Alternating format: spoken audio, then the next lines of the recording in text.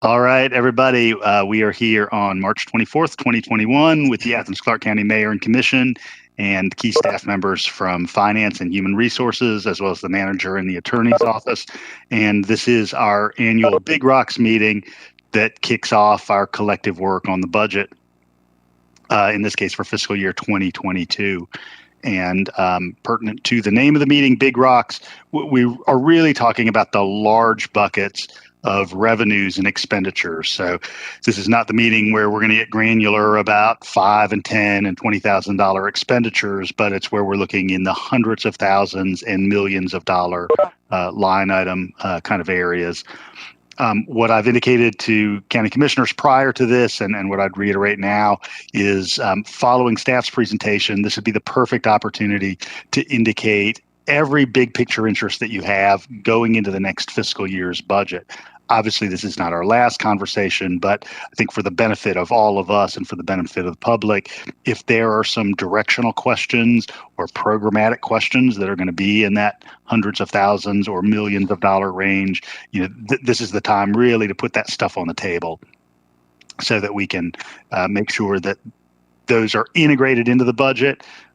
As you on the commission know, the department heads present budgetary requests to the manager. The manager drafts a budget that then hits my desk, and I make amendments and modifications to that. And I've certainly found in the couple of years that I've been in this role, rather than being in a commission seat, that I benefit from hearing from commissioners what your interests are. And so I can integrate what you want to see, in terms of majority into that budget. And that means in the sort of, late April, May, early June timeframe, we don't have to amend so much because everything is really already baked in. So I'll hit that point again at the end, but I'm going to go ahead and turn it over to County Manager Blaine Williams, who can talk a little bit about what staff is going to bring to us today. Thank you, Mayor, and good afternoon, commissioners and staff. I'll go ahead and share my screen for the presentation. Commissioners, I sent out a copy of this just prior to the start of the meeting, so it should be in your inbox for you to follow. So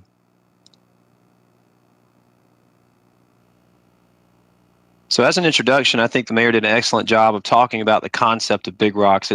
I know that sounds funny to the average person, but it makes a lot of sense at this stage as a budget update. We talk about the big moving parts of the budget, both revenues and expenditures. And now I'll draw your attention to this timeline, which I know may be a little hard to see. Let's see if I can get it any bigger. Yep. So new this year, and thank you, Mayor Gertz and Commission, for investing the time. We had several retreats in September, November, and February, where we did have some budget updates as part of the retreat. Finance Director David Boyd gave several presentations on how we were looking in FY21 and how FY22 were shaping up. And then in October, I started sending out several iterations of a budget guidelines document just to sort of give you a little more. Previous to this, the Commission really didn't have much briefing on the budget until this point in time. And so in order for transparency and making sure that you had opportunities to ask questions along the way, we did introduce that new tool. And while some numbers have changed with time, the fundamental issues we've shared in the past months are still the primary influencers, what you'll hear today.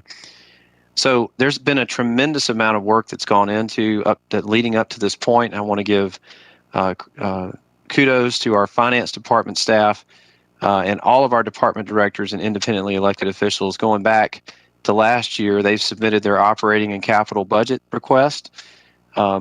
And as is our tradition, as a manager, I sat down with all the department directors and went through their budget requests with them. The mayor joined me for all independently elected and constitutional officers. And it's got us to this point of where we've sort of roughed together the big rocks. And as the mayor indicated, at this point, I hand it off to the budget to the mayor, and he begins to shape it and his vision with your feedback. So hopefully when we get to May, where we've got several placeholders for budget workshops with you, that you can come to some consensus, and then as per the charter, have that budget adopted prior to the start of the fiscal year. So that's what we're working towards in the process. Now, simply put, a budget is a collection of choices. There are a number of underlying guideposts that we can follow when trying to identify those choices, and I draw your attention to the first series of bullet points. Of course, we want to hear from all the retreats and the work that we've done, things that have been informed by your priorities as the elected representatives of the people, making sure that we have a realistic vision and goals to sustain the current services that we have and add services as well. People, we're in the people business. 80% of our budget is people. And so making sure we have the right folks doing the right things and staying with us with all the lessons that they learn and their knowledge of the community is very important. And then, as I mentioned the other day, we're 28 years into awards for financial excellence from the Georgia Finance Officers Association. And so we have good practices to use recurring revenues equal to recurring expenditures, having adequate financial reserve and contingency planning. But rarely is there ever a budget where there are enough resources to meet all the requests. So these choices that we talk about have got to be prioritized. Some of the higher priorities when considering resource allocation decisions include the following: the strategic commitments, our existing services, infrastructure and life cycle needs. I think Commissioner Wright says take care of what we got. That's part of it. SPLOST, project operational needs. What that means is as we continue to implement new projects with SPLOST, they have to be taken care of or manned, and so that brings some new resource choices into the mix, and of course any state or federal mandates we may have. So going back to the several retreats we had and leading off with some of your priorities, the big four areas were affordable housing and homelessness, community engagement, criminal justice reform, and workforce development. And so we're about to get into the big rocks, but just to let you know, in this budget that's being recommended, we have spoken, at least in part, to the priorities that you have listed. A homeless specialist in housing and community development, and that's really going to help facilitate the good work of the Homeless Coalition, both with collecting the data, facilitating what the priorities are, working with that group to help our community respond more to this pretty considerable issue that we face, and that some feel very heavy. With community engagement, Public Information Office has asked for some years now for a community engagement coordinator, and this takes us beyond sort of static reporting to the community and actually getting out there and meeting people where they are. And this new position would really help bring out the best in all of our departments along those lines. Criminal justice reform, you saw a presentation recently about potentially adding 4 additional mental health co-responder units to the 3 in the police department. And that is something that we're looking to do. It's also proposed that one of those teams focus on substance abuse issues and associated follow-up connections to services. So, and the last, with workforce development, adding funding to continue Athens Community Corps. If you'll remember, that was started through the resiliency package, and this would make it a more recurring program. So those were 4 initiatives that speak to the priorities you've identified. So we're going to start with expenditures and end with revenues. And the spoiler alert here is that the expenditures total about $10 million that we're going to have to generate in order to address the issues I'm about to cover with you. With regards to pay, in attempting to continue to move our pay structure forward to maintain its competitiveness and seeking to recruit and retain high-level employees, we're recommending, at least at the outset, a 2% performance management increase and a 1% pay table adjustment. The pay table lifts the minimums of the table, so it moves the whole structure up and keeps it more current with the market, which is what we seek to be. And then with public safety employees, we've spoken about that. The new step plan, we had our latest briefing this morning. You'll see here it says a $1 million increase over the 21 budget. That's because you had put some additional funds in the FY21 budget that we've yet to implement. So the actual comparative FY21 to FY22 is a $1 million increase. The actual implementation cost of year one is about $2 million. And that's consistent with what we've been telling you at each of the retreat check-ins and through the budget guidelines. It's our hope to implement it in the near future, perhaps in the next 60 days or so, the first step, and then placing everybody into the program. And then after that, a methodical visit, perhaps twice a year, where folks up to that point are moved up to a step depending on their years of service. And so that is looking very promising. But the requirement for FY22 would be $1.9 million for that. With benefits, we're projecting $1 million increase in employee health care and an increase in the pension contribution of $500,000. I will tell you that, as is our tradition, we at the work session on April 13th, HR staff will present a deeper dive into the benefits and what are behind those numbers and driving those costs. I will tell you that there was an opportunity to offset the increase in healthcare by increasing the employee cost share. I'm not recommending that right now. And so we'll see as we get through the budget. There's obviously some of these things that you can toggle. With the pension contribution, as we'll talk about, we do have some accumulated credits that we could use for that. With fleet replacement and capital maintenance and repair, these are some big, big rocks in the budget this year. And, well, before we get to those two, I was remiss in saying something.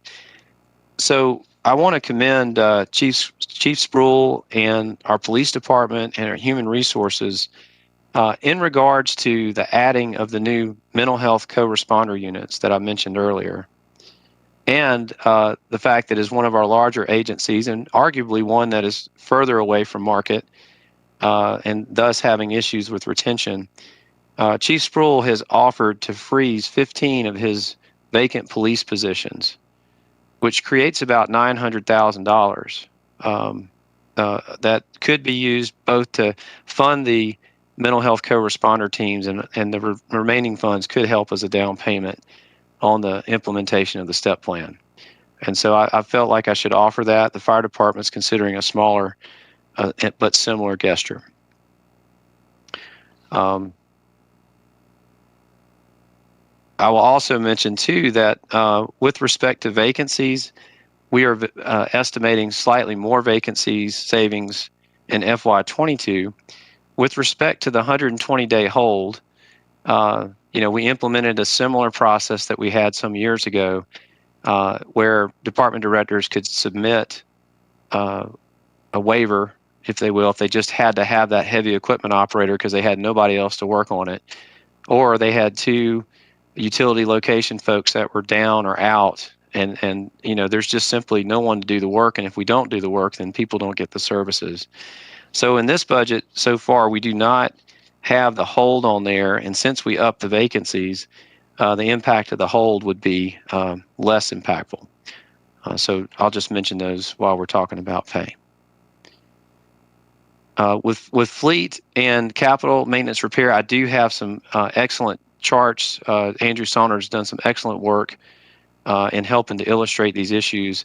In this version of the budget update, we're suggesting that we restore the annual contribution for fleet replacement. This would be paired with SPLOST, but we still need general fund to kick in about $770,000 for public safety vehicles and $643,000 for non-public safety vehicles. I'll note that part of the driver of extra general fund at this point is that we eliminated those general fund contributions in 20 and 21. And that was manager recommended. We were anticipating that perhaps the SPLOST 2020 funds would come into play. And then I think in the CDO last year, the contribution for non-public safety vehicles was eliminated to the tune of about $440,000. So, and I'll talk more about that. With capital maintenance, $3 million to increase to maintain our current capital facilities. I have charts on this as well. And just by way, since I've been here, we've typically had about $8 to $10 million of capital requests, and we normally are able to fund about $4 to $5 million. That has decreased in the past years, as I'll show you. But just as a way of comparison for the capital, and what we mean by that is basically anything that costs over $30,000. So this is all the equipment that we use, life cycle, laptops in the police cars, all of our computer equipment and network, all of that. We spend about 3.7% of our total budget. As a comparison, we spend actually a little more on our independent agencies, and these are folks that are outside the government. So that's just by way of comparison. With transit support, and I know this will be of interest to some of y'all, last year we used CARES Act funding, and we used that to free up $2.4 million of general fund dollars for other purposes. Now, the CARES Act funding isn't here this year. The stimulus funding is yet to come, and as we'll discuss, none of what we're talking about anticipates a penny of the stimulus funding because we're not quite sure. So this is a worst-case scenario budget that we're working through. This returns our service levels and fares to pre-COVID levels. This does not include fare-free transit. And I want to be clear, the manager, the director, no one has any issues with going fare-free transit. As you'll see, we were very strapped for money, and I'm having to make some suggestions that we haven't done in a while. Just by way of, so that you'll understand, if you were to institute fare-free transit, and we have not finished our negotiations with the University of Georgia, you're probably looking at an extra $600,000 to $900,000 in order to accomplish that.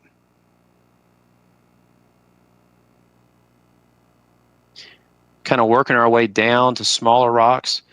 There were a number of items, and this is a strategy that we use from time to time. You don't want to overuse it because the chickens do come home to roost. But there are where you begin to fund things midway through the year, they only cost half as much, right, in that particular year, but then you have to pay the full year's cost in the ensuing year. And so about $500,000 will fund those partially year funded in 21 for a full year in 22. We mentioned the health co-responder units in Athens Community Corps. Our inclusion officer, Crystal Coburn, had a litany of requests and very positive things that she offered that could be done in the interest of diversity, equity, and inclusion. And things being tight, two that I've offered up are training for all of our employees, and then civic dinners where we start to get people gathering post-pandemic together to visit with each other and understand what inclusion means. And while there were many more requests than I'm recommending funding for, we've got $100,000 here to support new SPLOST projects. So just so you understand what was asked for and where we ended up, so we had $3 million of operating requests just to maintain existing service levels. I have recommended about $435,000 of that. So really about 15% of what was asked, if that gives you a sense of what the need is. That's to maintain existing service levels. As you can see here, there was another $4.5 million of new initiatives, additional positions, and T-SPLOST impacts, which would have added 36 plus full-time positions. I'm recommending about $1 million towards those, as you'll see. There was some reduction of some of the extra funds that were put into the budget from the CDO last year, and we can parse those out over time. This is not set in stone, y'all. It's a starting point, and the mayor will work through it, and you'll have the opportunity to offer your input as well. And then with regards to capital, and we'll go through this in a minute, as I told you, I'm accustomed to about $10 million or so of capital requests, and this year we had almost $43 million. Now, I will say $16 million of that is the replacement of Fire Station number 1. which did not make the short list in SPLOST. And as you'll see, while that is a need for us, I'm not recommending it because of its price tag. So that's really driven up the cost there, as we'll go over. So just a quick summary of the expenditures we just talked through. So at compensation, the net effect is about $1.3 million compared to the adopted budget last year. The pension credits, as I mentioned, we'll use to cover that increase. We've got $1 million increase in employee health. Some of the expanded services I mentioned will find their way into operating and indirect. Fleet replacement was about $1.4 million. Transfers to capital is about $3 million. And then transfers to transit is about $2.4 million, which would get us to $9.7 million in new expenditures. So those are the big rocks of expenditures.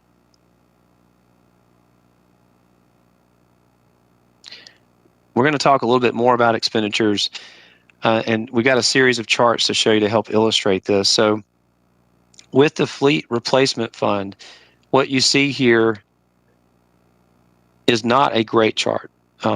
We have some charts that this same curve means positive. This means a negative, but it's actually pretty understandable.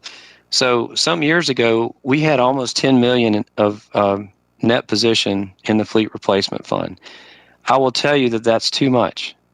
When we have competing priorities for the government, if we're sitting on that much cash, that's not a good thing. And so our intent was to spend that down.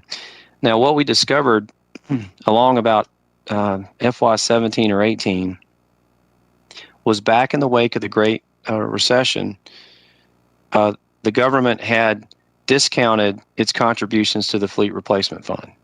And if you'll follow me here, the fleet replacement fund is where this is how you'd want to run your household. The day you buy your new car, you start putting funds away in savings, and so that when the car wears out, you can purchase your next one. That's the whole, very broadly, the concept behind our fleet replacement fund. Well, we quit putting away so much savings during the Great Recession as one of the cost-cutting measures. There were some departments, I think one point the police department, one point the sheriff's office took an entire year holiday, if you will, from contributing to it. So once we discovered that, then we created about a 5-year plan to slowly build up our contributions so we were hitting 100% of contributions. So up until that 5th year, which I think would have been last year, and we took a holiday through the CDO, but we were continuing to add to a backlog. And so the way that we address that is we slowly increased our contributions, but we also spent down this very large fund balance. And at the same time, we purchased a number of large pieces of equipment. 2 ladder trucks, which are extremely expensive. I think they're $1.2 million a piece.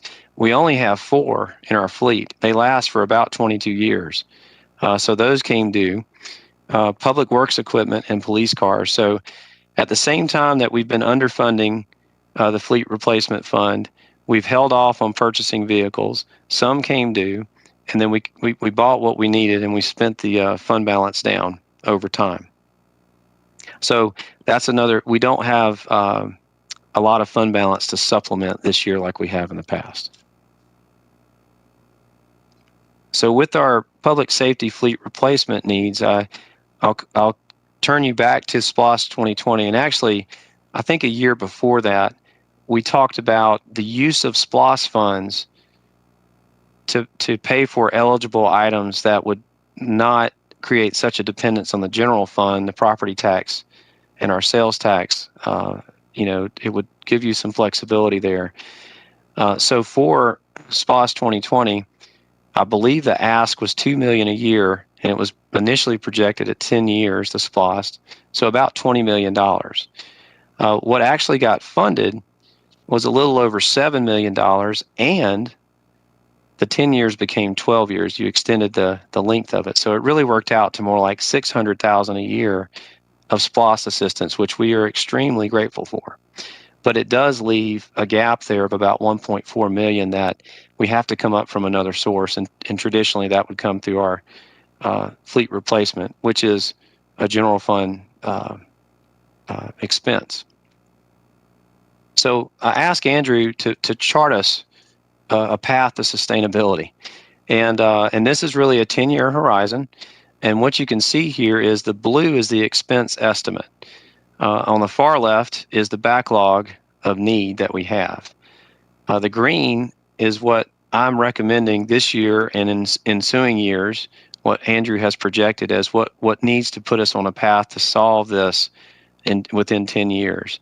And then the gray bar on top of the green is the SPLOST allocation. Now, recently, when you approved the tiering schedule, you front-loaded a little bit of that tiering, the SPLOST funds in FY22. And we will use that not only to address the current need, the smaller bar next to it, but chew into some of that backlog. And let's be frank, this, in any given year, what you're really doing with what the funds you're getting in FY22 or 23 is you're going into the backlog and you're taking care of the worst situation. And then the stuff that you need in the current year moves over to the backlog.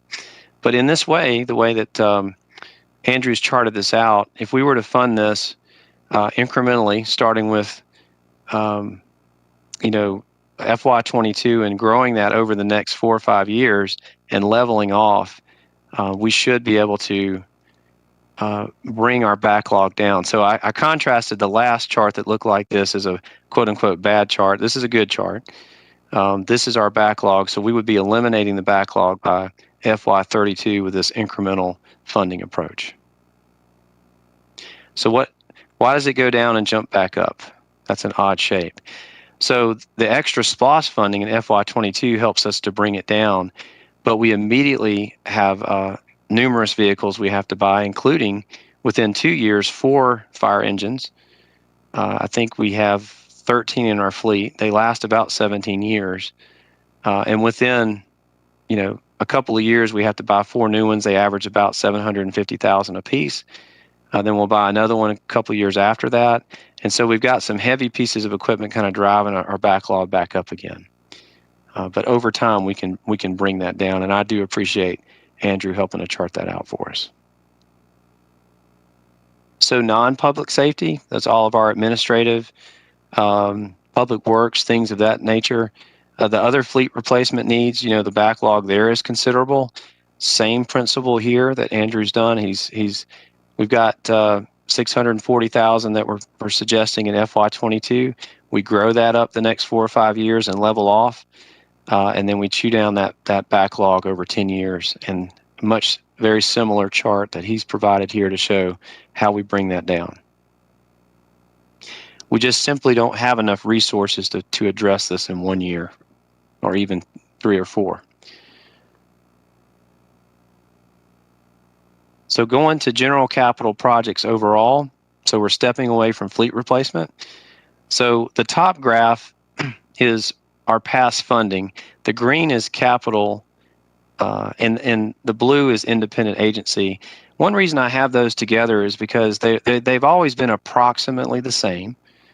And also, I think it illustrates the commitment that the government has had to funding outside agencies, even comparable to what they would fund their own capital. Now, you can see in FY19, we were averaging, as I said earlier, usually 4 to 5 million, 4 to 6 million each year for capital, and that was getting us by. Then in FY19, that got reduced to 3.7 million. And if you'll remember, that was the year that y'all had approved some transfer of 2011 surplus funds, SPLOST funds, for eligible expenses, and we found some within the capital budget. I think facilities for sure, with respect to leisure services and the library, were a couple of big drivers there.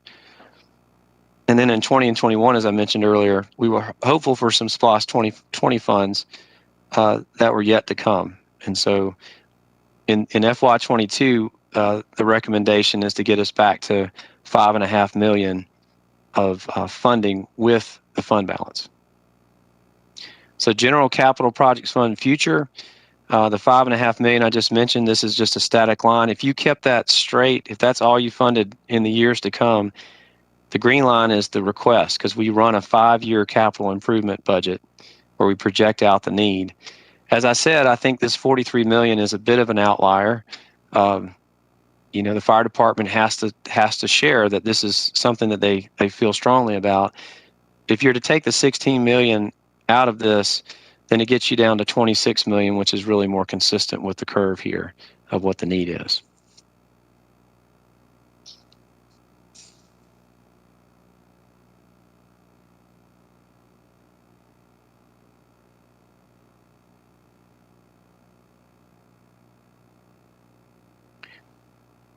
So with the facilities equipment life cycle,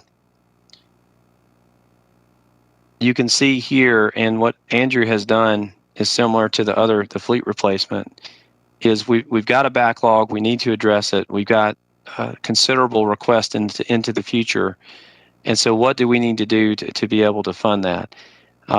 This was another project that was reduced for SPLOST 2020.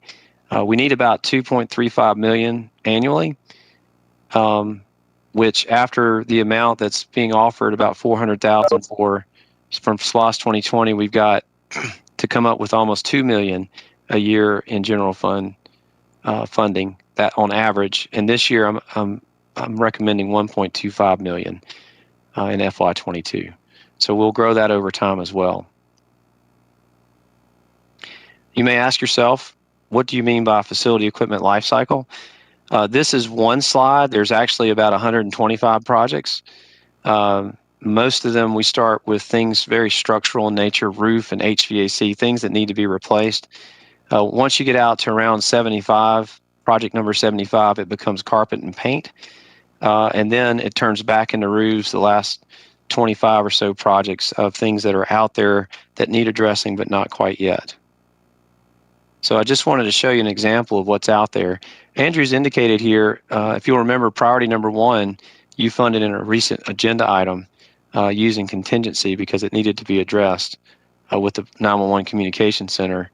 And then we've got some 2011 supplements that we're using for the Bishop Park Gym roof and the Thomas Lay Community Center roof. And so you can see on the right there, Andrew's indicated where SPLOST 2020 gets us to if we were just to use just the SPLOST 2020 funds. And the proposed funding in the budget that's being sent to the mayor will get you down to around 17. And, all things being equal, you might fit in 1 or 2 more projects depending on how the pricing goes. So that's basically where that gets you. So we're leaving many more unfunded or deferred, about $4 million worth of projects there. So he's also broken out the project needs into cost. And you can see here with roofing, HVAC, paint, flooring, and generators. I will tell you that in the past, as I said, a budget is a collection of choices. And, we have to weigh employee compensation, benefit requirements, initiatives the mayor and commission have wanted. When it comes to paint and carpet, every year Central Services Director would provide me a list not unlike that you saw, and I would basically draw the line with what we had to fix and not things that were nice to have. And so this paint number is fairly big because we haven't funded painting in a long time. And it's not something that absolutely has to be done. And that is a contracted figure. That could be done cheaper in-house. But in none of the recommendations that I'm presenting today do we have carpet and paint. It's all strictly for roof and HVAC improvements. You can see here what the proposed approach is. Now, this is an interesting graph. I didn't quite understand it when I first saw it. So the roofing, you can see that what we have in progress, the SPLOST 2020 and General Fund, appears to outweigh what I would have assumed to be the demand in the red bar. But the red bar is what's left over after we do all the stuff on the multicolored bar. So that's the backlog that we have in part of that $4 million of deferred cost. So in that list of facilities, you may have seen you saw the Bishop Park and the Lay Park roofs, but Leisure Services has many more things that they take care of, that they track, sidewalks, play structures, benches, gym flooring, trash cans. There's a lot of things, and they are using our new asset management program, CityWorks, and have been a prolific user of it. They have a very good feel for what they need to replace and when. And we are applying the same approach here, where a couple $100,000 of funding that we would ramp up over time and attempt to bring the backlog down for leisure services facilities. All right, we'll jump into revenue, and we only have a few slides left, and then we can take your questions. So we've seen expenditures, and we've given you some more background on what the facilities and fleet needs are, which are big drivers. So with respect to revenues, property taxes is probably our biggest rock. And at the current tax rate of 13.7 mils, we are estimating somewhere between 4 and 5 million in additional revenue. This will also be the first year that the 6 TADs come online. Early, and we have more time to go. The revenue growth that we're estimating is around 350 or 450,000 across all the TADs. That's not per TAD. That's for all 6. And we, just like every year, the digest continues to evolve as they finalize the numbers, and usually we get more refined numbers in early May, which is just about the time y'all start to sit down and roll up your sleeves. So hopefully there'll be some good news there. You saw where we had $10 million of expenditures. We needed to create $10 million of revenue. I'll go through that piece by piece, but I will tell you that last year, in response to the pandemic and with empathy towards the residents and the unknown that we were dealing with, you reduced the millage rate by 0.25 mils, which is about 1.2 million. And in this budget, to present a balanced budget, there is a recommendation to raise it 0.6 mils, which is almost 3 million in revenue. So just as a suggestion or a comparative, if you had a homeowner with a median home value in Athens-Clarke County of $177,000, the increase would equate to about $40 extra a year in property taxes. With respect to sales taxes, over the last 12 months, it's been fairly flat. It does represent FY22 a $1 million increase over last year's budget, and our finance staff was very conservative. Well, I won't say very conservative. They were looking into a crystal ball of a pandemic we've not experienced before. I do think that the media did say that we had particularly rosy projections. I think that was the term that was used. But I'm proud to say that they were very close to being on the mark. Sales taxes were actually a little better than we thought in last year's budget. So while they're flat from last year to this year, the difference between this year's budget and last year's budget is about $1 million increase. So that's helpful. So other taxes, title ad valorem tax, TAVT, about an $800,000 increase. And then our insurance premium tax would be another $800,000 increase. And so you may be asking yourself, why are we raising property taxes when everything seems to be on the up and up? And where we've really taken it on the chin are charges for services and fines and forfeitures.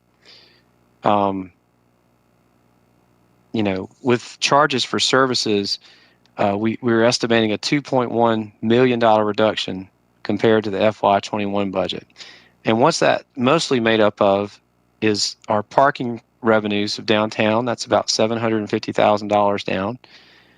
And our leisure services charges for services of almost $600,000.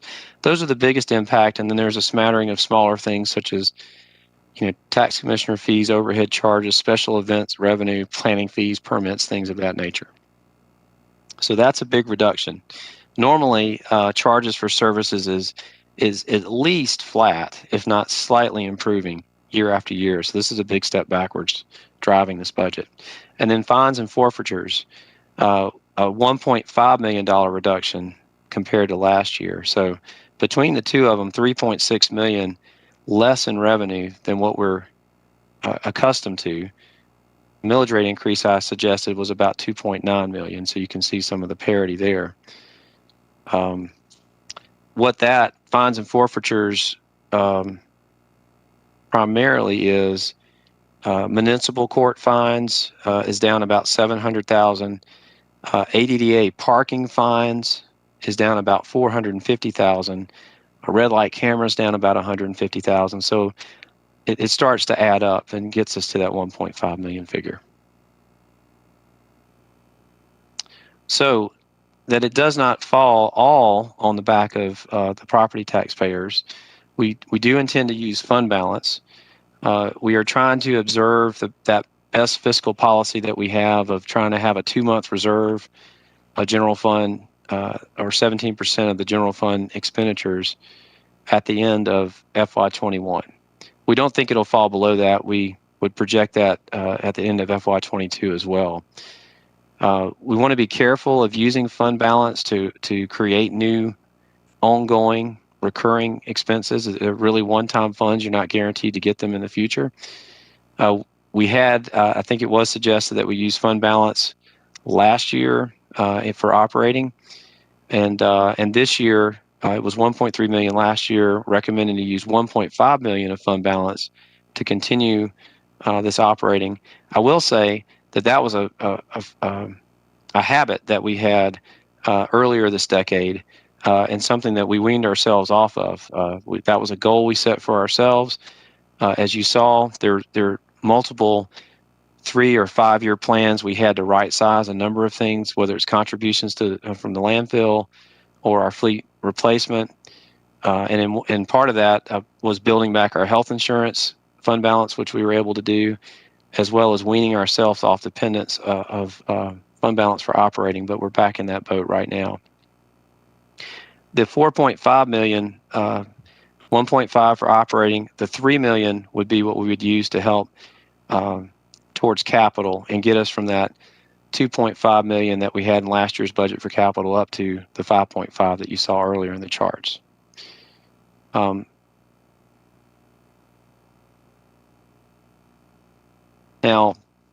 that 4.5 million will basically use up all of the unassigned fund balance that we had at the end of FY20. We are hoping for less expenditure.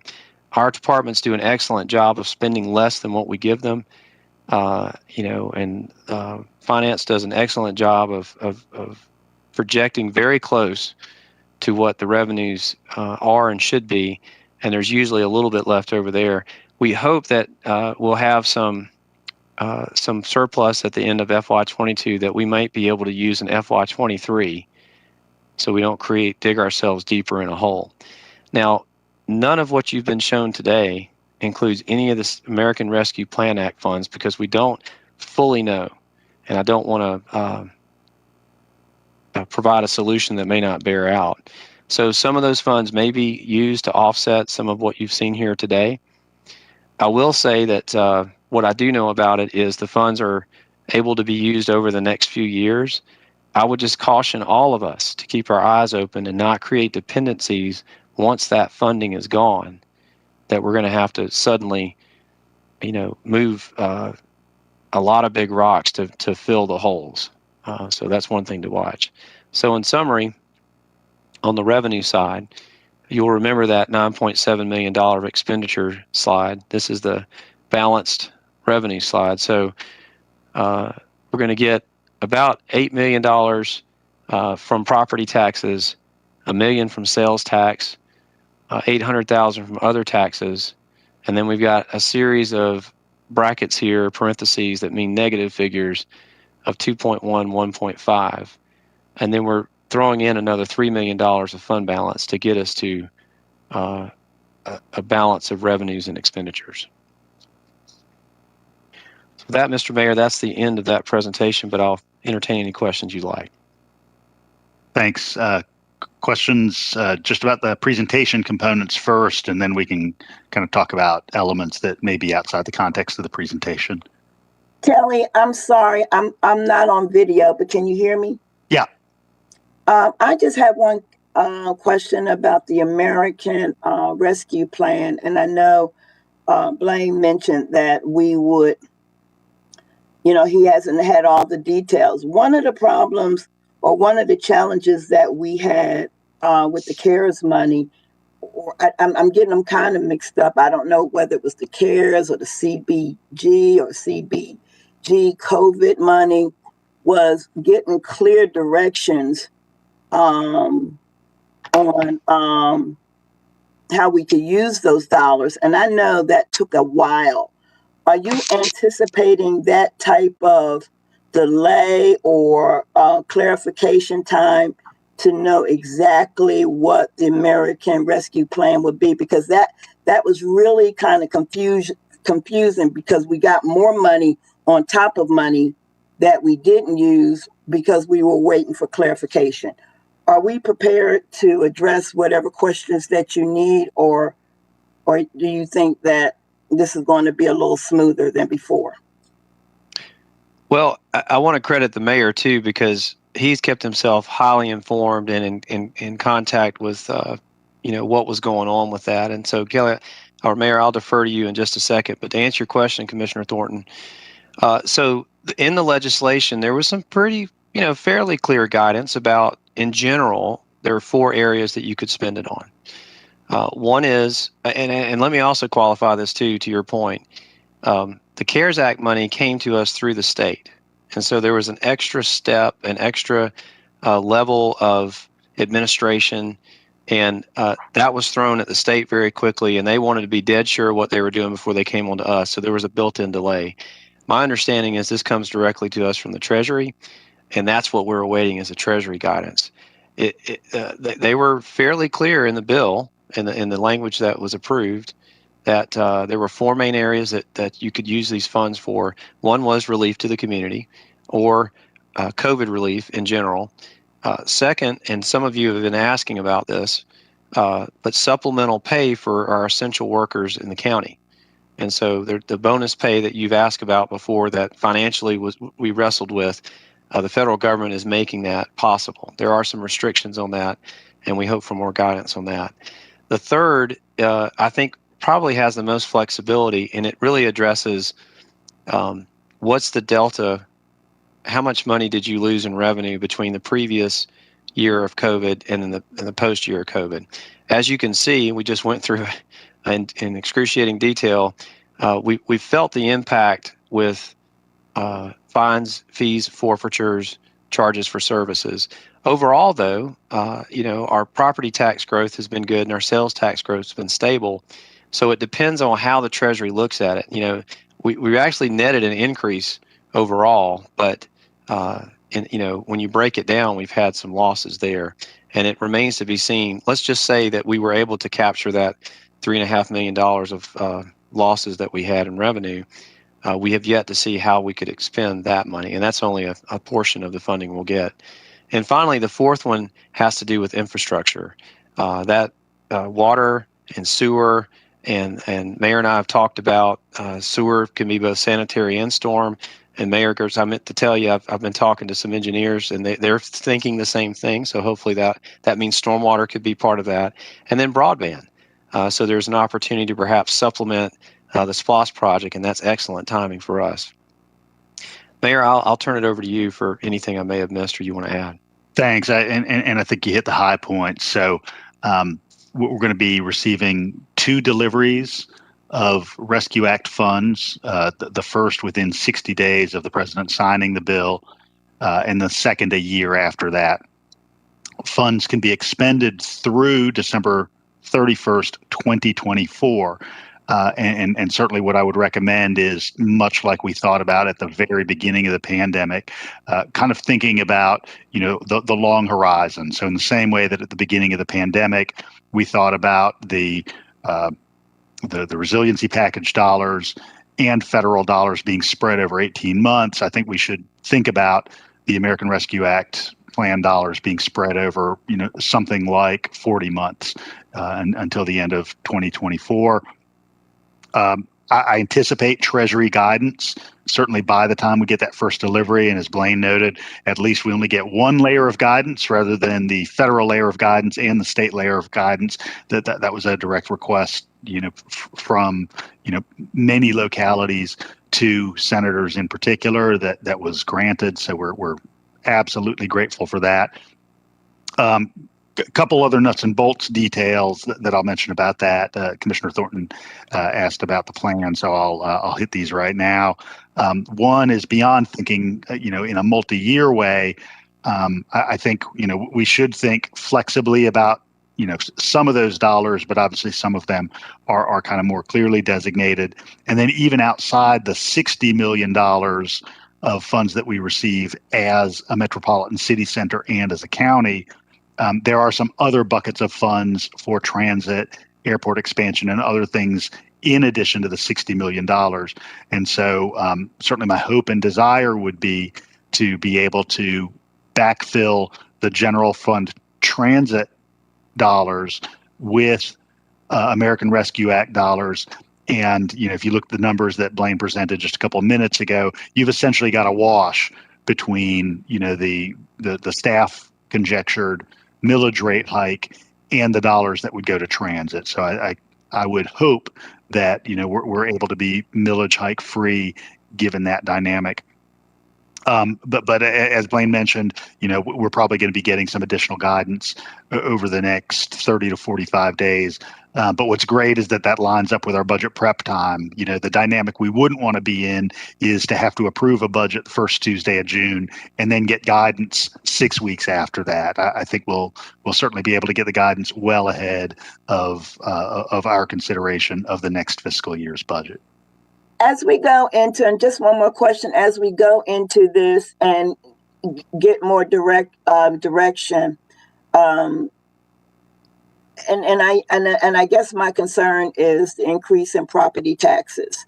If we are going to see extra money, is there a consideration of that might not happen, or? Yeah, that's exactly right. I would anticipate that would not happen.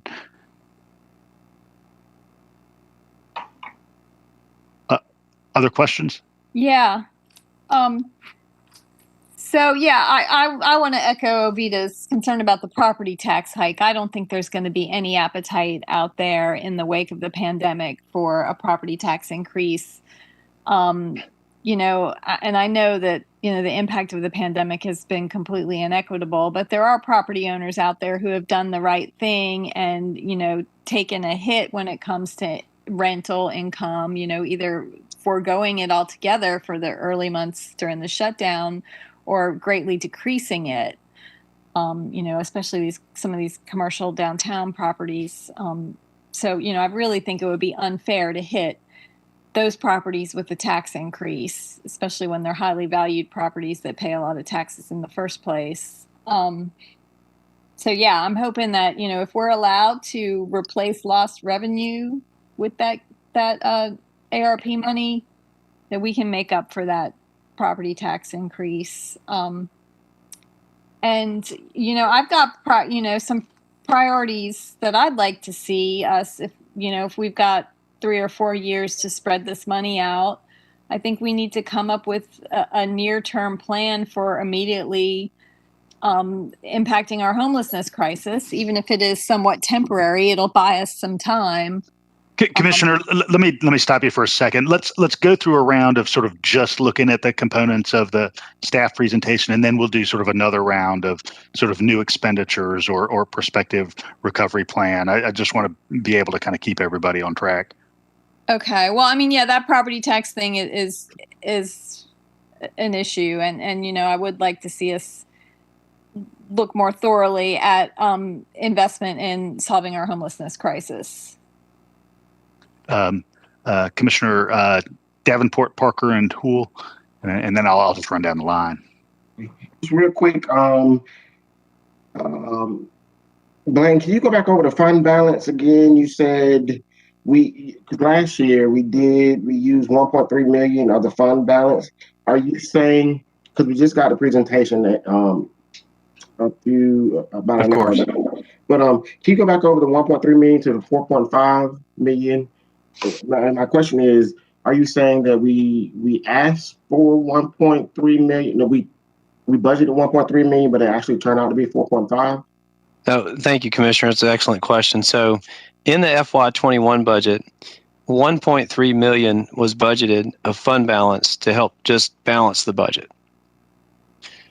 So this year, what we're going to need to do is use $4.5 million of fund balance.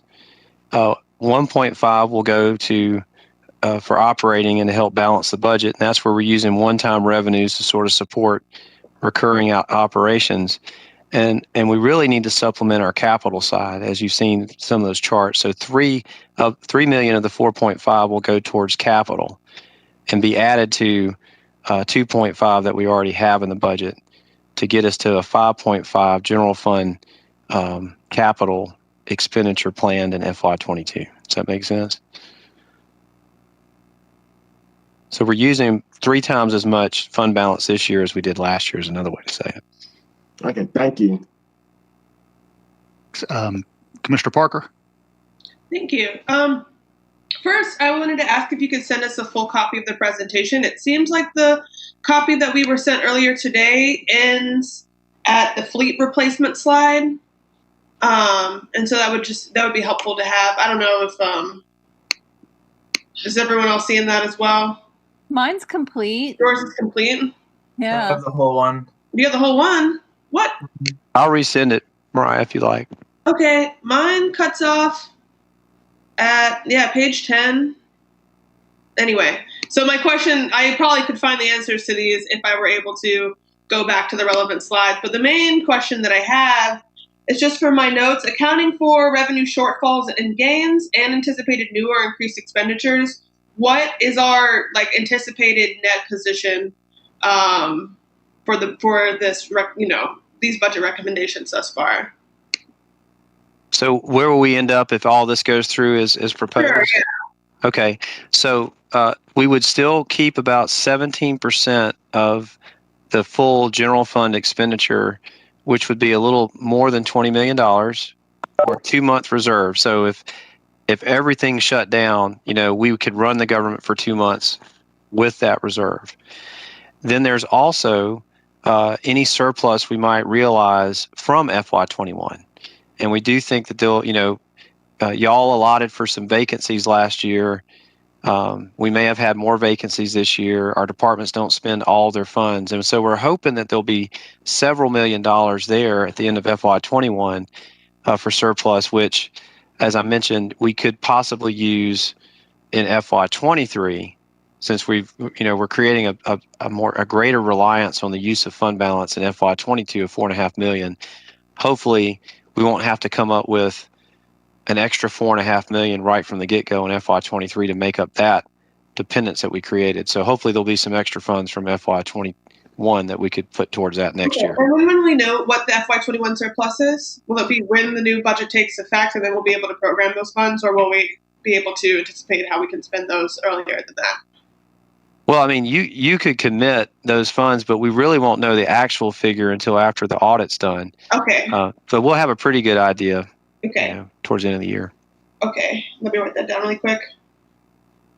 Cool. And the audit starts right after the first of the year. That's what our finance folks are doing when they're not doing budget. So after January 2022. Oh, after July. After the first of the new fiscal year. Yeah, that's right. Okay. Cool. Are we pitching things now? Or are we just asking questions, Mayor? Yeah, just focus on kind of the elements of the presentation, and then we'll do another round of pitching things. Okay, those are my questions for now. I can come back and provide my thoughts on some of the aspects of the presentation later. Commissioner Houle? Hey, Mayor. Requesting questions about the presentation. If we could, or at least if I could get a printed copy of this, that would be super helpful for me to mark up. And also if we could post it online somewhere for the public to view, I think that would be great. But my questions, one was about the capital expenditures. I know that we have this kind of stormwater infrastructure. I don't know if I want to say crisis, but we have a lot of stormwater infrastructure that needs attention. Is that factored in there somewhere that I missed in the presentation, Manager Williams? No, not other than the revenues that we bring in from the stormwater utility fee that folks pay. And of course, you did, the Mayor and Commission did within the last year or two dedicate some surplus 2011 funds for stormwater as a potential bridge for some of the emergency live stream replacement projects that we have, as a bridge to hopefully get to the next T-SPLOST. But there aren't any general fund capital or operating dedicated towards stormwater.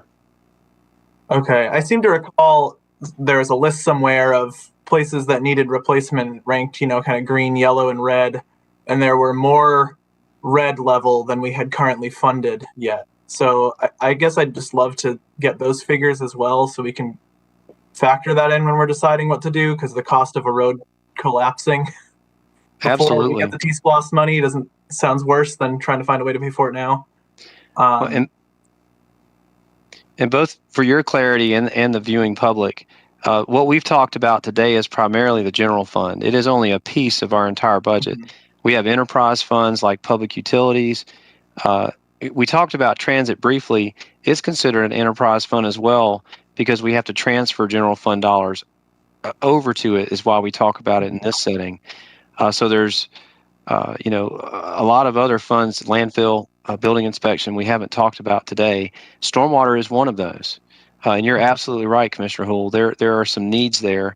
And I think the mayor is about to kick off a process by which we, as you have indicated, that you would like to see us revive a citizens advisory committee to revisit our stormwater utility structure and level of service. And so hopefully we will get some feedback from them prior to the T-SPLOST kicking off towards the end of this calendar year. Awesome, thanks. And then my other question was, it seems like there's a decent chance that our state delegation may impose upon us, against our wishes as a commission, a referendum that could cut our property tax rolls. And I just wanted to get clarity on, am I correct that if that were to occur and that passes by referendum, that wouldn't affect this fiscal year, that wouldn't take effect until the next fiscal year? Is that correct? Yes, that's correct. Okay. Yeah, it'd be on the, if this goes through, and again, that's an if, then it would be on the ballot May 2022. Okay. All right, thanks. Commissioner Myers? I had two questions on the presentation. Back at the beginning of it, when Manager Williams, you talked about Chief Spruill saying that he would freeze some positions. Was that he is going to freeze some positions, or he would freeze some positions? Well, this would, I mentioned Chief Spruill because he's offered this up. That would be something that you would do as a body in your adoption of the budget. Okay, so that's not included in these numbers. It is. It bought us some space to be able to afford. Okay. It goes towards the vacancy figures, if you will. So, we talked about, I'm sorry, Commissioner Myers, not to talk over you, but remember last year we talked about any given year, we're not fully staffed. Right. And that's particularly true in the police department, where we've talked about retention issues that we have. So rather than just a passive, well, we don't think we'll fill them this year, it's an active step to actually freeze those positions. We can't fill them until they're reactivated. And then, so we're pulling funds out that we've already identified, but we're being very specific about how they're used. But we haven't. Is there a presentation of which of those positions being frozen? I mean, I just went through all of these departments talking about how understaffed they were, and I'm just wondering how that would affect capacity, morale, as well as as we're putting these steps in to increase morale in the police department. So I was just curious about that. Well, I can answer that question real quickly if you like. Mm-hmm. So, as you know, we've had, and many departments have the same issue. The chief identified that there's an excess of 15 positions that we just simply don't fill from year to year, and so he wasn't quite ready to say, well, we can eliminate those. We do think we need them, but these are 15 positions that are vacant from year to year. And we're trying to rectify the pay study and hopefully fill them in the future. He would like to freeze them so that they are available if they're needed in the future of course, at your direction. And then we can be more specific about using those funds. Some of y'all have indicated we want to use some of the funds in the police department for expanding the mental health responders, for instance. And so that would help. And then there's also, again, a fierce degree of fairness that employees feel as we implement this public safety pay plan. The police department's going to be a large part of that because A, they're big, and two, they're probably the most out of market, as the numbers will bear out. Mhm. And so the chief is putting some skin in the game, if you will, by freezing some of those positions. Okay, and then my other question was about the firehouse number 1. When we were talking about all this life cycle replacement and there are all these plans for the funding to catch up, there wasn't any. Is there a plan for the catching up of that firehouse, or is that just going to go from each year to each year, or there's no SPLOST for another decade? Is that, in a wish list for the American Rescue Plan Act, or what's the plan there? Well, it's a considerable expense, $16 million. All of what I'm recommending in this budget is $5.5 million. So this would triple the amount that we normally fund the entire rest of the government trying to build that building. Truth be told, you could probably parse it over 2 to 3 years and make the impact less. There's only a few sources of funding that we can go to now that the SPLOST ship has sailed. I would not recommend borrowing funds. The fire chief would have his own version of the challenges it's going to present to the fire department and, in order to do this.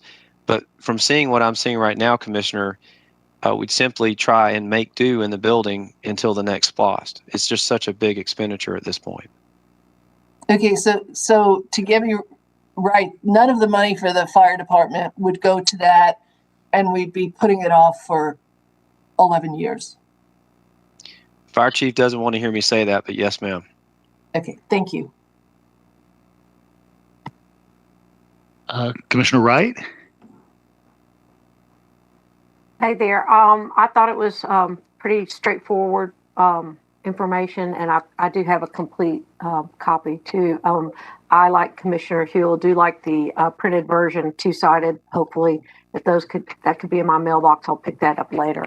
And it just seems kind of tough to sort of pin things down right now when we have a humongous rock that we hope to be rolling in to help us out. So I'm not going to waste time trying to parse it out so much. But so that's all. That's my comment.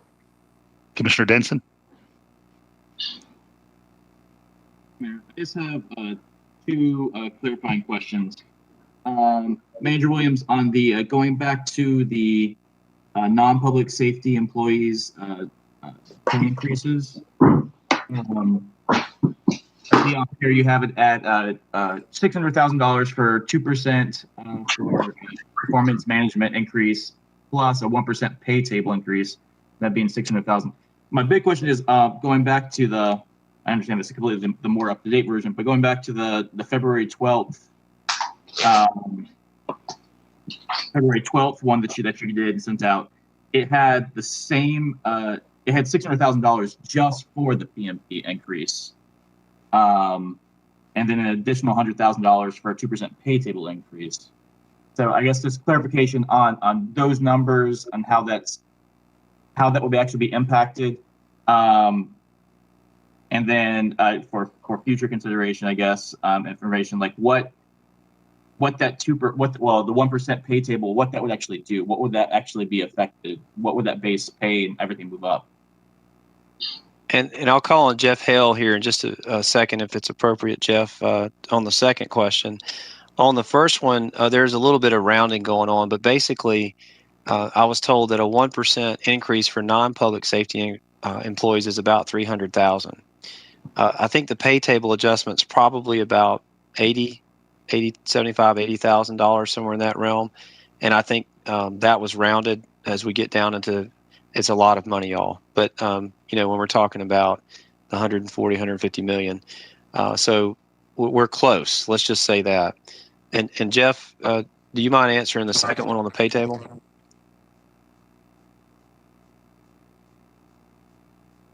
And I think you're muted, sir.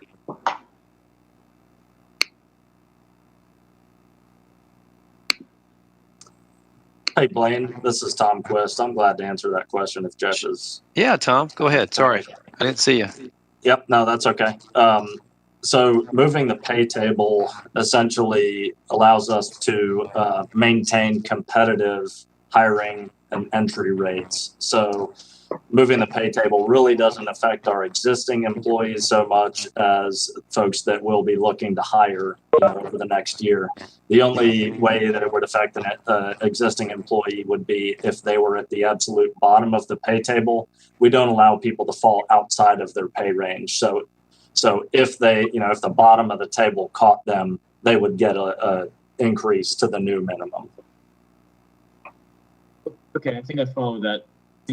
I guess my question on that would be, so the bottom of the pay table for each category goes up. Does the top end of that each category go up also the same equivalent?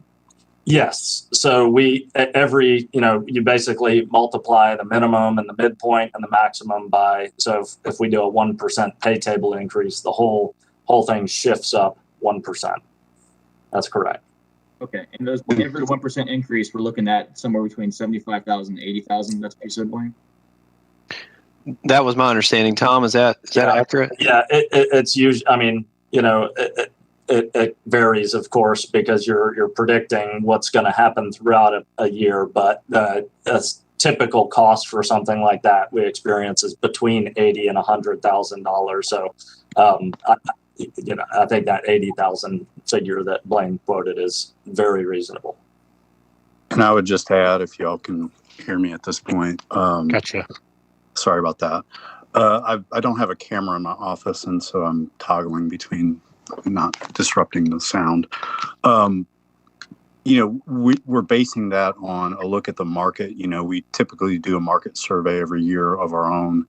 And since the pay study, we've not adjusted the pay table since 19. So that's 2 years out. And so as not to dig a hole and get disconnected from the market, that's the reason for moving the table, as Tom described very well.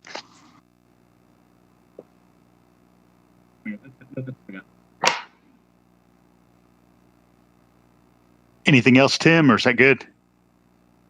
For this round. Perfect.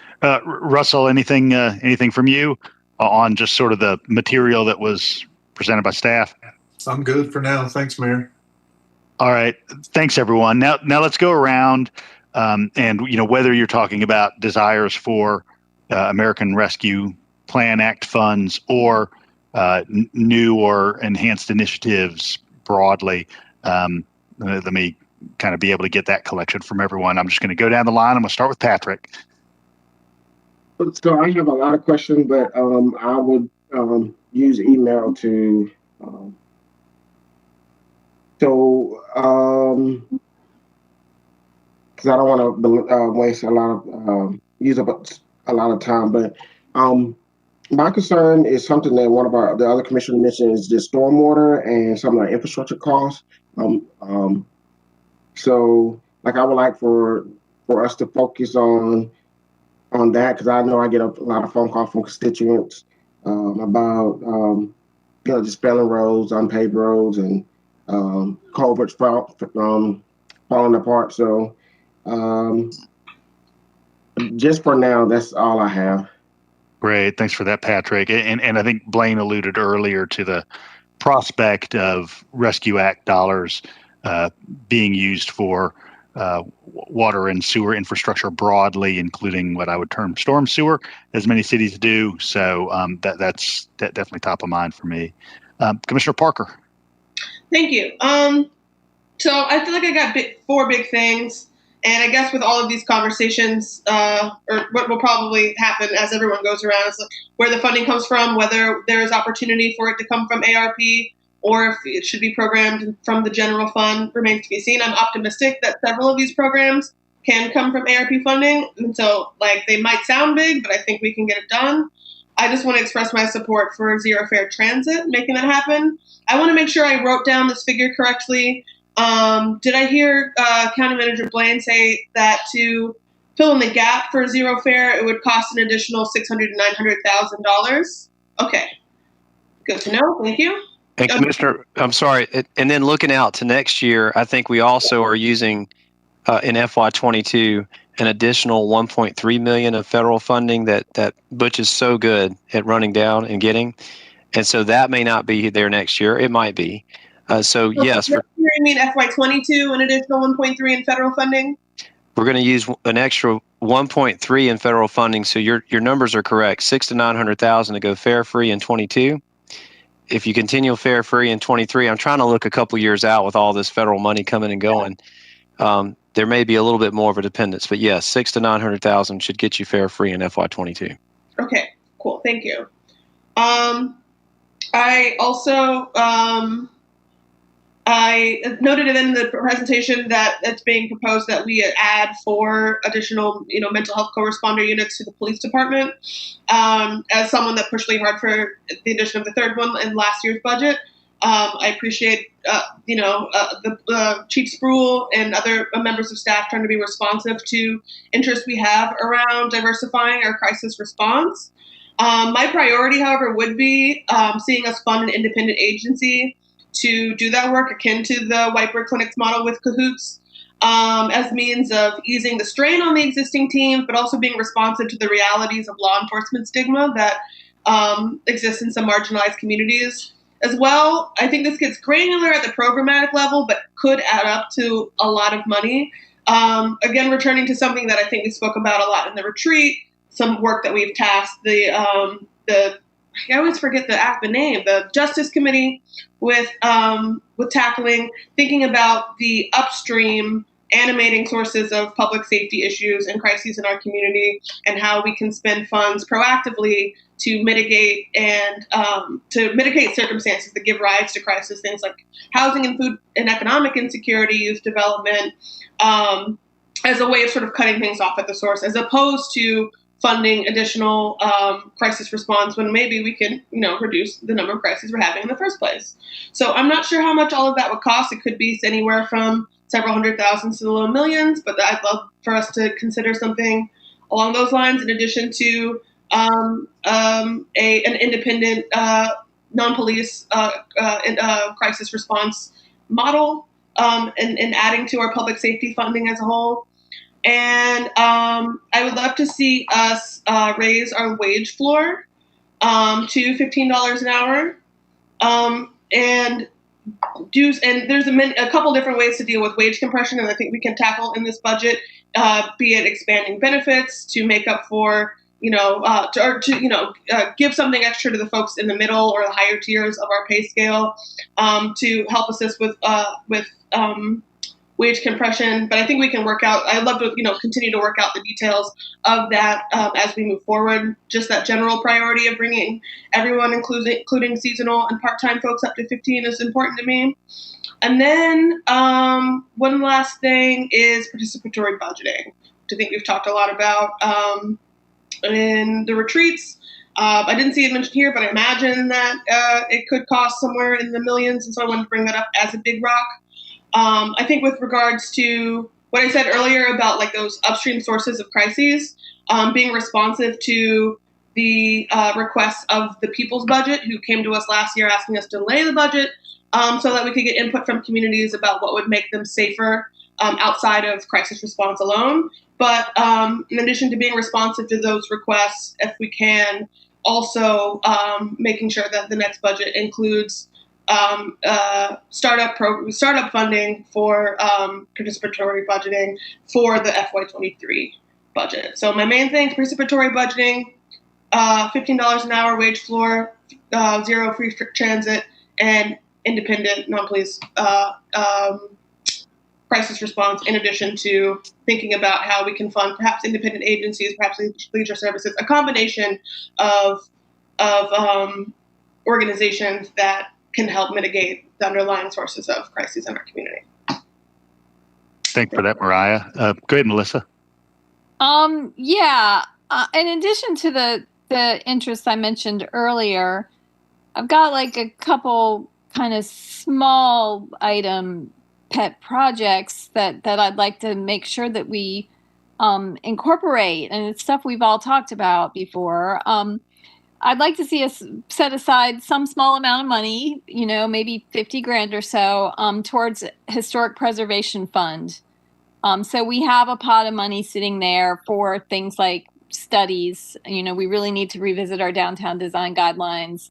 More funding for Hands-on Athens or other preservation. If there's a building that's in danger that needs to be moved, these emergencies pop up. So I'd like to see that.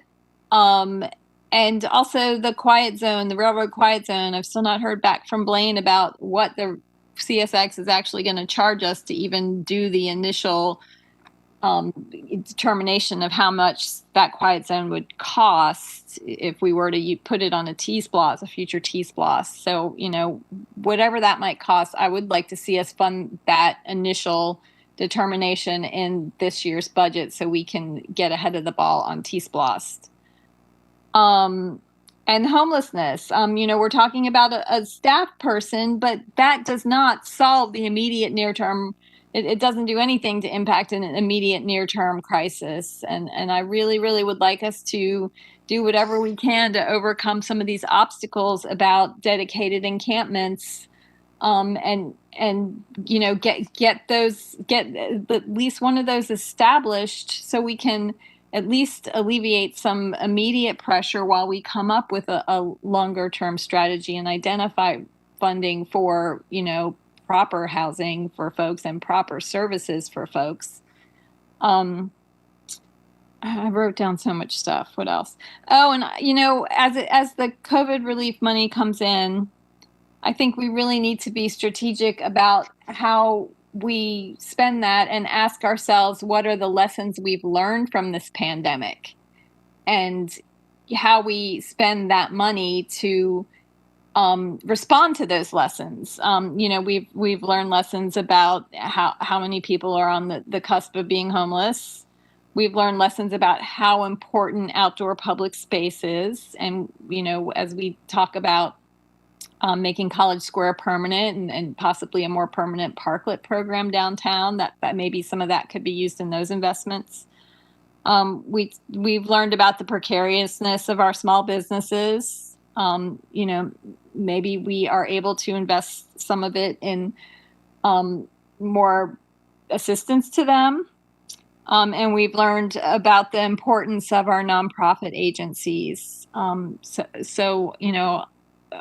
We probably will need to invest more of that money in assisting those agencies. And also this inclusionary zoning program, we really need to get someone on that immediately. Every day new projects are proposed that could be part of an inclusionary zoning program, yet we have no clear means of negotiating these. So I really would like, and that necessarily doesn't have to do with the COVID funds when I'm talking about the budget in general. I think that's an immediate need. We need to get a dedicated negotiator installed as immediately as possible for that. Thanks, Melissa. Allison? Yeah, Blaine, I just wanted to remind you that my statement rhymed. It was take care of what's there or repair what is there. So that does still summarize the way I look at a lot of the things that we have coming forward, and making sure that we're using our existing studies to make sure that what we're doing is capturing what has been studied. One example would be taking care of transit and what is there, and prioritizing expansion, making sure that people aren't waiting an hour, seeing what we can do to increase routes. We have an extensive study about that. So I want to make sure that we're not just looking at fare-free improvements that can be long-term, but that we can also provide a better service. So on that note, I feel the same way with the solid waste and whether we can expand the service district. Same way with wastewater. Stormwater, where we've studied about the service delivery level and what we might be able to do to improve the easements and help out for the costs that are happening on private properties that are literally downhill with some of that runoff. And I think too, when I reflect back on our retreat, I know we had a presentation on participatory budgeting, but I didn't think that we as a group felt that that was a priority for our community, because their community didn't have any other citizen input for budgeting like we have for SPLOST and T-SPLOST. And now we have the TADs, which all have citizen input. But that said, I also feel that we want to continue to support and enhance, like you recommended, the Office of Public Information, is making sure we're getting the true depth of our public involved in all these stages that we have, and to make sure that we're reaching our multi-generation Athenians as well as the long-term residents in our decision-making and participating in what we already have in place, making all that better. So that kind of just summarizes my priorities. Thanks, Allison. Tim? Yeah, just to go down my list really fast here. I do want us to prioritize zero fare transit, and I agree that the Rescue Act dollars, kind of the way the mayor talked about it, back ending it, I think could probably happen. And I completely agree with Commissioner Wright. We also need to just be looking at enhancing the service area and definitely the frequency also. I agree with Commissioner Parker about whatever our mental health crisis response teams, whatever we're using there. I do feel like we need to, whether it's expanding and making it more broad, what those teams do, so we truly do make them first responders, or if we create a separate entity like Cahoots, or possibly even best, like make some kind of perfect fit and mash them together until we get a program that really does everything we need. Really quickly, I'll just talk about, some of you already know this that I talked to, but on Monday morning, I was driving through downtown and saw an individual who was standing on top of a parking deck. And I spoke to them, and they told me they were suicidal, and called 911 immediately. The individual told me I could come up to the top of the parking deck to talk to them, and I did. And 911 dispatch was fantastic, and we were working together, and the police showed up, 911, and I'm thankful for the work the officers did, and we were able to get the individual to step down, thank goodness. And then a few minutes later, our co-responder team did show up, and they did a great job once they were there, and took over the situation and got the person some of the services they need and some of the work there. But they were not able to respond immediately to the situation. And I think when we've talked about this during these conversations, whenever I called 911, I desperately wanted somebody who was specifically trained to show up there and take care of that situation. And instead, what we ended up having was a bit of a convoluted, with I think like 5 police cars showing up, an ambulance showing up, fire department being called, plus, and I think that it just would have been, what we need there is something like we've seen many other cities doing, to have that immediate first responder mental health kind of response. So whatever we're going to call it or create it, we just need that. The pay increase to get everything above $15 an hour minimum, I would like to see that happen. Whether it happens through us exploring having that pay table increase be higher and having that be part of that, I'm happy to explore that. And then going back to the Rescue Act dollars, Project Reset for eviction avoidance, as we've talked about many times. And I know we've talked about having that come out of that, but I want to see that be prioritized, especially since we've now seen Tennessee and Texas strike down the eviction moratorium, and we're not sure how much, and there's a lawsuit pending right now in Georgia, so that eviction moratorium could end very soon. I want to see that happen too. And then going back to Commissioner Link bringing up also on homelessness, I think we need to have homeless services provider as an independent agency that we are funding every year. Now, obviously, I think makes sense to have it be Athens Area Homeless Shelter, but whoever that is, be pulled into that process that we're funding every year. And I would also like us to explore participatory budgeting too, but it's a little bit of a lower priority than all of them.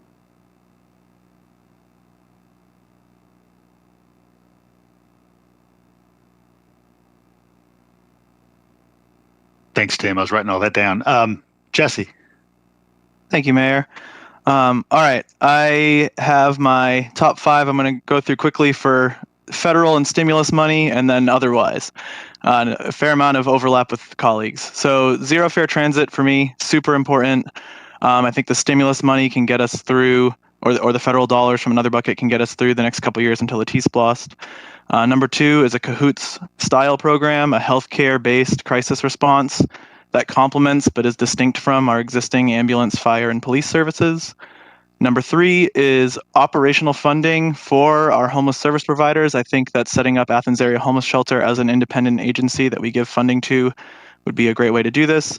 And I really feel like we should give them a big chunk so that we hopefully have a solid enough response while we've got this federal money that less money is needed in a couple of years when we don't have that federal money. And, we can work out the details of that later. But I think now is the time to very significantly invest in that. And then also similarly to try to prevent even more people from being homeless, Project Reset, or whatever we want to call it, an eviction prevention and rent forgiveness program, I really feel needs to get off the ground. Evictions will be ramping up again, and I think we can use federal stimulus money for that for sure. And healthcare funding, I think investing in our existing community partners, especially specifically to expand mental and dental healthcare, which are 2 places that even people with healthcare benefits often fail to get coverage. And then for my top 5 priorities otherwise, number 1 for me by far is establishing, sorry, this feels like a wingy microphone today, establishing a living wage floor at $15 an hour. The federal government is signaling that they might make us do this anyway, so I think it's fiscally responsible, but it's also just the right thing to do. And I think that it can complement the 2% or 1 or 2% COLAs in the STEP plan. But I think it's really important that we're paying everyone who works for us enough to actually live on in this community. And I also think it's imperative that we are making sure that temporary and seasonal workers, as well as part-time and full-time year-round employees, are included in that living wage floor policy. Related to that, I also think we need to have a real conversation about inmate labor, which will probably start being used again once we get through, hopefully, the worst of this pandemic this year. And I think we need to value the work of people who are incarcerated the same way we do people who are not. And even though the Department of Corrections prevents us from paying them directly, finding a way to value that labor and perhaps augment the programming that they have access to through the institution that they're held in. And then I do want us to invest in participatory budgeting. I think it's a worthwhile thing to get off the ground. There's a lot of value in that programming that can augment programming we already have, but it goes a lot further to reach and engage people, especially the many thousands who can't vote or participate legally in SPLOST. There's been discussion a while back, this is my number 3 of 5 and I'm done, commission interns, some kind of like administrative or research support staff. I think of that as a smaller Big Rock, not very large in size, but a Big Rock in the sense that it's sort of new. And then I'd like us to invest in our public information office. I think somewhere in there's a request for some of what you covered, Manager Williams, but really also to look at our website redesign and translation services, beginning to invest in that, I think would be very helpful. And then finally, I'll echo Commissioner Link. This is more a small line item, but we need to get that inclusionary zoning coordinator, or whatever we're going to call that title, funded and off the ground, I would say, now, before this budget really, but since we're talking budget stuff, I really feel it's important. Thanks, y'all. Thanks, Jesse. Russell?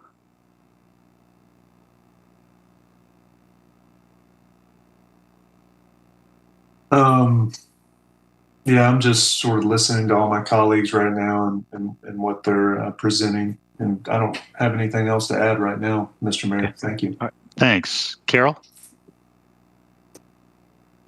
Yeah, thanks. Yeah, I'm interested in what everyone is saying here, and in agreement with most of everything, if we're able to find the money. That's a big question, but there is one other thing I want to add in here that hasn't been brought in, and that's a funding of a position for 100% sustainable energy coordinator. We have a bike coordinator. We're coming through with a really big project here with the 100% sustainability. Where there has to be SPLOST money, a lot of SPLOST money spent, where there has to be outreach into the community, the finalization of this plan. I think also there's going to be a lot of federal money coming available, and we need to have someone in place who is ready to get that money for us and keeping an eye on it. And in fact, I really think that that position in terms of the getting the kind of funding, spending the funding well that we have already, can, in a sense, pay for itself by the return on investment in terms of savings and maybe the return on investment in terms of getting grant and federal money that's coming in. We're in a really good position, poised for a lot of the green energy plan that's coming from the new administration in Washington. And we have to have someone there dedicated to getting that money and working with that program. So that's what I'd like to add to the mix here. Great. I appreciate that. Let's see. Commissioner Thornton.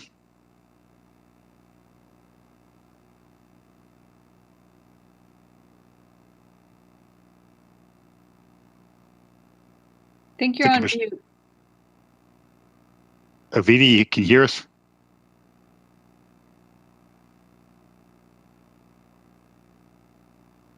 She may have dropped off. And I'll do a couple things. I will type up this list with the assistance of staff, make sure that I haven't missed anything. And I will get this out via email to everybody. And I think I'm actually going to use a Google form to put together to see if we can use that to prioritize ahead of me putting my recommended budget together, so we can see just using a Likert scale what rises to the top. But this is all helpful. So thanks so much for coming into this gathering with some ideas already in your minds. That helps us enormously, I think, as a body. Anything else from commissioners? Carol. Yeah, I just back to that big bucket of money that's coming from Washington, the American Rescue Act. Can you just clarify again when we expect the guidelines to be coming out in the next couple of months, and we expect the first amount of money to be coming in? It's got to be here by the legislative language within 60 days of when the president signed it. And so that was that around March 1st or thereabouts? Okay. And was that, you mentioned the number 60 million, was that 60 million each year or 30 and 30? 30 and 30, yes. 30 and 30. And actually, technically, it's about 25 million wearing our county hat and about another 35 wearing our hat as a metro center city. Okay. And then the final thing is are we going to go through, are we planning some other kind of special meeting to evaluate and look at that? Is there a plan being put together? How are we going to be involved in that? Yes. Yeah, all of the above. Okay. If I might, real quick, Mayor, I'm sorry, not to belabor the point. No, that's helpful. The mayor, as I said, was very in tune with the legislation and provided some suggestions on a starting point. And so, as staff, we want to be helpful to you all. You've mentioned a lot of very good initiatives today that we've thought about. And so I've met with staff that had relevant departments and operations. I've solicited ideas from them. I hope to bring to you and the mayor just a large, a bunch of clay kind of stuck together with some big cost estimates, and then thinking about 3 years, how we might spend that, just to give you something to attack and change and mold the way you want to. So we are in the midst of working at that, and I'll share that with you and the mayor, and y'all can decide when to have your next meeting on that. Thanks. Jesse. I'm excited for that pottery project. Thanks for putting that together, Manager Williams. I just kind of wanted my two-parter to close. I really want to thank the finance department. I feel like it's so easy to overlook how awesome it is that they did something that seemed unpopular, if not crazy at the time, and they were fairly right in how they estimated it. And so we as an institution are in a fairly healthy state right now is quite incredible. And that exists for me alongside the fact that many of our people in Athens are not in any way out of the woods and are very much, in a very precarious situation right now. Over half of our residents rent, and we have many, many people who are out of work, underemployed, and lots of folks were already in that situation before this pandemic hit. So I really hope that we'll be holding the needs of those people at the forefront of our minds moving forward in how we think about our budget. Especially because it can be easy when we're thinking that we're healthy, that we're operating from a place of health, but the economic well-being of the average Athenian does not necessarily correspond to our institution's economic well-being. Thanks, y'all. Thanks for that. Tim. Thanks. Treasury Guidance just reminded me of one more thing. Going back to, when we're doing that poverty project and throwing that slab on the wheel, I definitely want to get behind and bring up again hazard pay for our essential workers, especially those that during this pandemic, like first responders, solid waste, transit, all those folks that had to put themselves in harm's way to keep operating and serving this community. I definitely want to see us prioritize using some of that money towards showing them how much we appreciated this. Thanks. Melissa. Yeah, I just want to also bring up that I hope that we can invest some money in vaccination education and roll out. The state has failed pretty miserably at this, and people have to drive for hours out to get out of town to get their vaccines, even if they live like next door to a pharmacy. So I just like to have some kind of discussion about what we as a county government can do to better enable our population to get vaccinated. I'm hoping to get some answers tonight with the Board of Health meeting, but I'm hoping we can have that discussion. Apparently Oglethorpe County has enabled a vaccination site through their EMS program, and Fulton County is doing a good job of it. So I'd hope that we can as well. It'll probably take some partnership. Thanks, Melissa. And I'll say that my observation is that everybody who is in that realm has been really collaborative and mutually supportive. I think I've been on a series of 3 calls with not only the health district, but also some of the safety net providers, folks internal here like J.W. Thaxton, our emergency manager, and Haley Banerjee in housing and community development. We've looped in folks in the housing authority and obviously the mobile lab that Dr. Lester has been helming with the health partnership. I think all of those folks are working really well together. And I've been in communication also with Representative Fry on the state level, who's looking to ensure that we're able to draw in whatever resources are available from Atlanta. So anyhow, you'll probably hear some of this tonight, but I think as localities go, we've positioned ourselves really successfully. I just want to know why our people have to drive an hour out of town to get vaccinated. I don't have access to a car during the day, so I wouldn't be able to do it. If I didn't know someone at the neighborhood health center, I don't know that I would have gotten mine. My neighbor is under cancer treatment, and she hasn't gotten hers yet because she can't find one in town. No, I think that's a notable dynamic statewide. Manager Williams, did you have a vaccination related? No, I'm sorry. I had something else unrelated, but I'll defer to Commissioner Parker. Okay, Commissioner. Thanks. Now we're trying to get out of here. I'll keep it quick because I know that some of my comments about I guess I'm going to try to title upstream public safety efforts may have been kind of nebulous, but one thing that I want to echo that I heard other people say that I think fits into this is that operational funding for the Athens area homeless shelter. And so I just wanted to put that clarifying pin in that general issue. And yeah, that's it. Thank you. Great. Patrick. Just real quick, sorry. I just want to make sure that Blaine got, when I meant infrastructure, I was thinking parks, street pavement, sidewalks, all that infrastructure, that fun stuff. Thank you. When we use it, it needs some maintenance. And fortunately, we've got good stuff to use. All right. Manager Williams, anything else from you or staff? Just briefly, I'm sorry I didn't mention this. With respect to the public safety pay plan enhancement, I'll be sending you some more information. But, what was important for me to be able to understand and share with you is, what does that mean as far as a commitment in the future? And so I just told you that $2 million approximately is what we need to put people into the plan for next year. And then the average amount of funds that we're going to need over 5 years is about $5 million. So averaging about $1 million a year, we've got to work through that. But I didn't want to give you the impression that it's a $2 million hit every year. The biggest hit is getting people into the plan and getting them where they need to. And then there's two movements that go on. One is moving folks up when they hit those steps over time, and then also moving the entire plan up year to year, because what we're anchoring on is market. We want to be able to pay people at or above market, fairly early in their careers. And that's what I wanted to share, Mayor. Thank you. Thank you.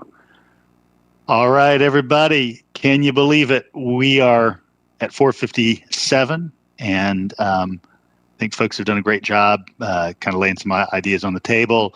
Thanks so much to staff, as Commissioner noted, for always having, if not a crystal ball, then what seems darn close to that, and for putting this material together in a way that even I could easily interpret. So thank you for that. Everybody have a great night. Again, be looking for an email summary, and have a good one. Talk to you soon.